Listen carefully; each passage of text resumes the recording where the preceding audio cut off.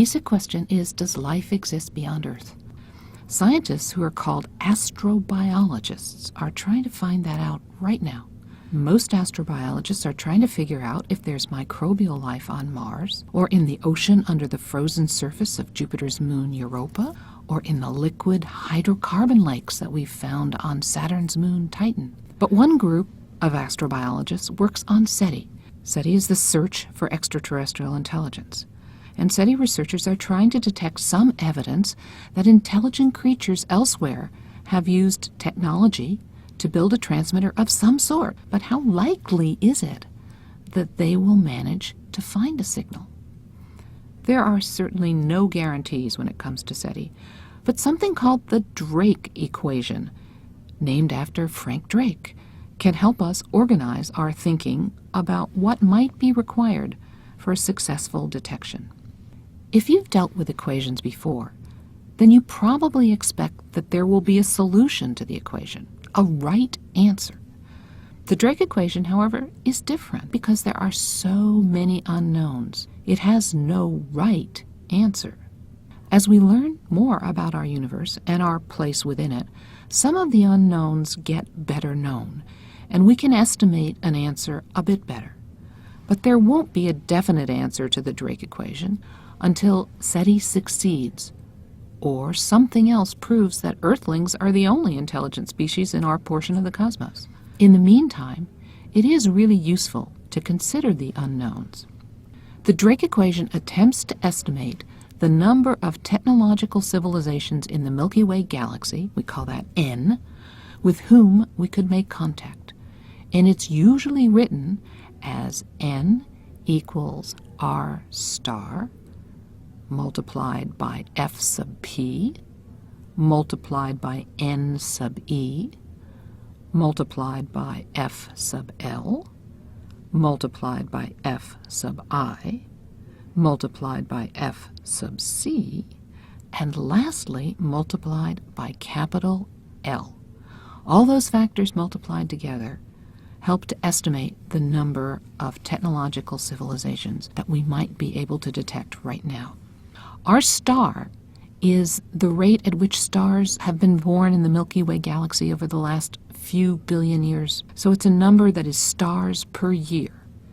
Our galaxy is 10 billion years old, and early in its history, stars formed at a different rate. All of the F factors are fractions. Each one must be less than or equal to 1. F sub P is the fraction of stars that have planets. N sub E is the average number of habitable planets in any planetary system. F sub L is the fraction of planets on which life actually begins, and F sub I is the fraction of all those life forms that develop intelligence. F sub C is the fraction of intelligent life that develops a civilization that decides to use some sort of transmitting technology. And finally, L, the longevity factor. On average, how many years do those transmitters continue to operate?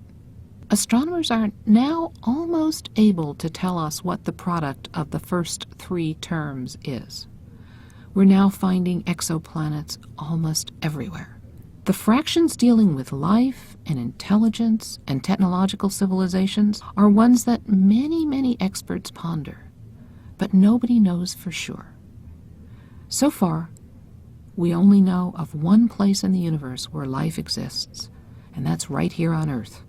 In the next couple of decades, as we explore Mars and Europa and Titan, the discovery of any kind of life there will mean that life will be abundant in the Milky Way. Because if life originated twice within this one solar system, it means it was easy, and given similar conditions elsewhere, life will happen. So the number 2 is a very important number here. Scientists, including SETI researchers, often tend to make very crude estimates and acknowledge that there are very large uncertainties in these estimates in order to make progress. We think we know that R star and N sub E are both numbers that are closer to 10 than, say, to 1. And all the F factors are less than 1. Some of them may be much less than 1. But of all these unknowns, the biggest unknown is L. So perhaps the most useful version of the Drake equation is simply to say that n is approximately equal to L. The information in this equation is very clear. Unless L is large, n will be small. But, you can also turn that around. If SETI succeeds in detecting a signal in the near future, after examining only a small portion of the stars in the Milky Way, then we learn that L, on average, must be large. Otherwise, we couldn't have succeeded so easily.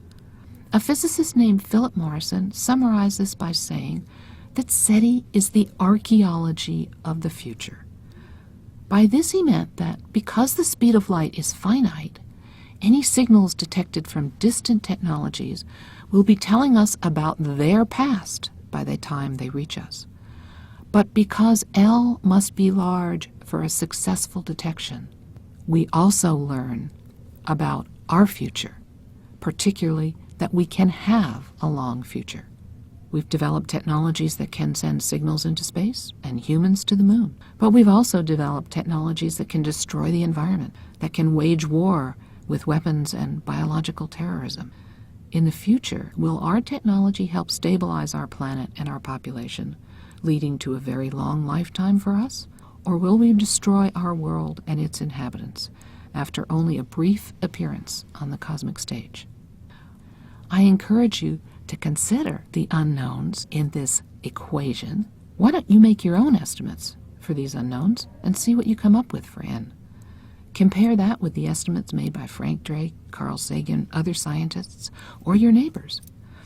Remember, there's no right answer, not yet.